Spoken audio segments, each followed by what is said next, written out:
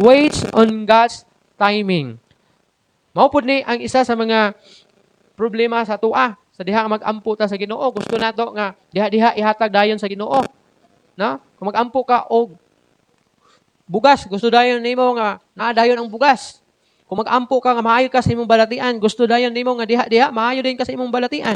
But ingon diriya, faith waits on God's timing. Bisan may pagtuo ta sa Ginoo, dapat makabalo ta nga magpaabot sa kabubuton sa Ginoo.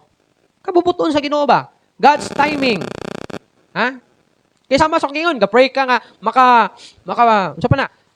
makatrabaho ka nya sa sige nimo o dali wala na ka makasubay sa kabubuton Ginoo. May diretso ka og sulod sa trabaho nga wala ka nakahulat sa kabubuton sa Ginoo. Oh. Nya ang trabaho nahimong babag sa imong pag-alagad na Hinuon sa iya. Nagpray ka nga makapalit ka og sakyanan or motor or bike. Nya gusto nimo diha dayon makapalit ka anang butanga kay imong gi-pray sa Ginoo. Pero dili pa man panahon. Dili pa man kabubuton sa Ginoo nga magpalit ka. Pero kay gipugos nimo, unsa nahitabo? Usahay makapalit ka og sakyanan nga daot, kapalit ka og sakyanan nga moingon na lang ka, nganong wa man jud ko kapaabot oy, nganong gapalit man jud ko ani? No? Kay lagi barato ra. Uy, barato ra. Palit po dayon nya pagkahuman tambay ra di ay. Stock ra sa imong balay niya, sa grahian niya, di na magamit. So ang kwarta na wala na kumbaga mura ra kag naglabay og kwarta. O nagpray ka nga makasakyanan ka pero lahi diay imong motibo kay para lang nakaipanghambog sa imong masilingan nga, uy, arang-arang nako kay nakapalit kog sakyanan. Medyo may na akong kahimtang kay nakapalit ko og sakyanan. Pero dili day na mao ang will sa Ginoo, mo na nga magpaabot ka kung unsang kanusa ang panahon nga gitakda sa Ginoo nga ihatag niya na sa imo. Pero dili bot pasabot nga wala kay faith. Kung dili may pagtuo ka kaya lang dapat kabalupod ka magpaabot. God's delays are not God's denials. Unsa daw? Kung langan man ang Ginoo, dili bot pasabot nga dili ka tubagon sa Ginoo.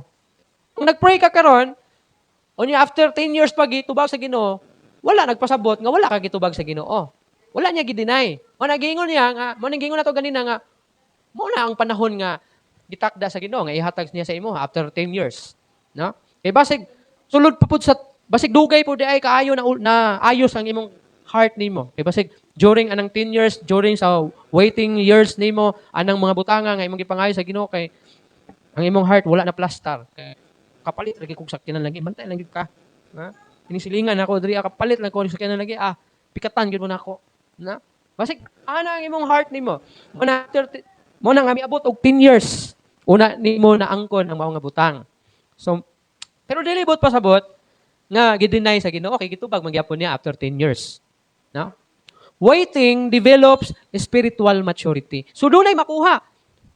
Kung magpaabot ka, maga-develop aron ka mahimong hingkot sa imong spiritual life. Kaya ang tao bitaw nga dili makapailog. Dili lagi siya makapasakit. Ang uban ana mapriso kayo nakapatay kay wa gid nakapailog, di ba? Kitag nalay ng insulto sa iya, gidunggab na niya namatay. Napriso na noon siya ginsulto. Kay gadali siya. Na? Mo na kung magpaabot ta, ma-develop atong spiritual maturity. Kanang nakay ka meet up nga namaligya sa imuha or gipalit nakay ka meet up or nakay buyer, ikaw ba ang namaligya or siya ba ang namaligya? Kinahanglan gina siya o kanang ginatawag na waiting, no? Nagyoy waiting moment ninyo duha kay either siya dugay mo abot or ikaw dugay mo sipot, no? So dapat kung gusto ka nga mahalinan ka o maayo ang relasyon ninyo ingon nga customer o seller, dapat pagpailob, no? Kay kung biyaan dayon nimo, ingon dayon bugos mo dayon tong kuan na dito.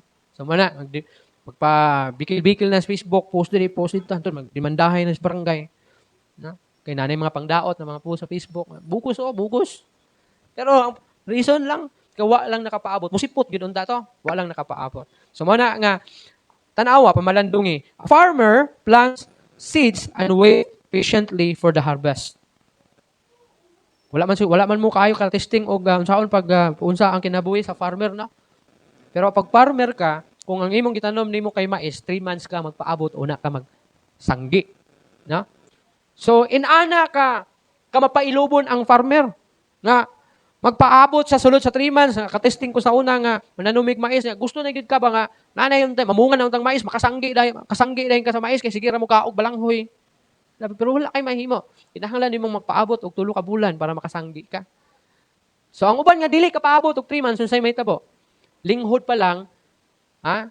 Harbiso na kay unsa man, lagaon ang ukaha, sugbahon, ukaha ibaligya ana na maligyag mga dabong nga mais. Ana lang, simple inana. Pero kinahanglan ang pagtubo mahitabo, no? Ang usa ka similya daw nagatubo siya while nga naa siya sa ilalom sa yuta. So while waiting, daw na development naghihimo sa Ginoo niya na.